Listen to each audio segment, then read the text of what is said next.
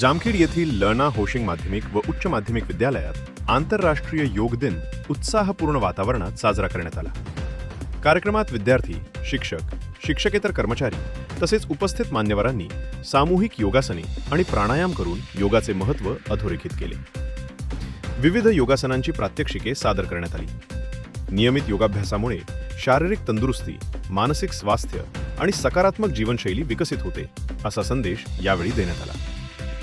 कार्यक्रमास नायब तहसीलदार प्रदीप पांडुळे, संस्थेचे पदाधिकारी, शिक्षण विभागातील अधिकारी तसेच अनेक मान्यवर उपस्थित होते।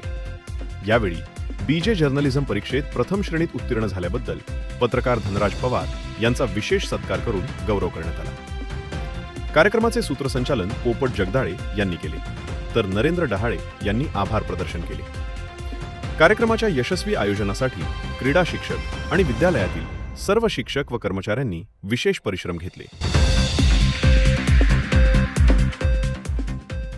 योग साधनेतून, प्राणायामामधून आणि ध्यान धारणेमधून हे इन्व्हेस्ट कसं जातंय याचा शोध घेतला आणि ते रेकॉर्ड केलं त्या गावामध्ये।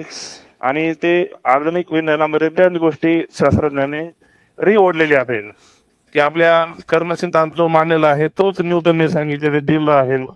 कसं चालतंय त्याला पण ते रिपोर्ट झाले, त्याला काही नाही असं चालतंय, कर्माने सिद्धांतावर चालतंय, हेच आपल्या अध्यात्माचे लाटे।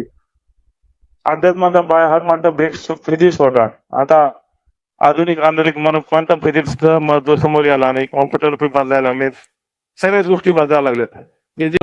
आंतरराष्ट्रीय योग दिन साजरा करण्यात येत आहे।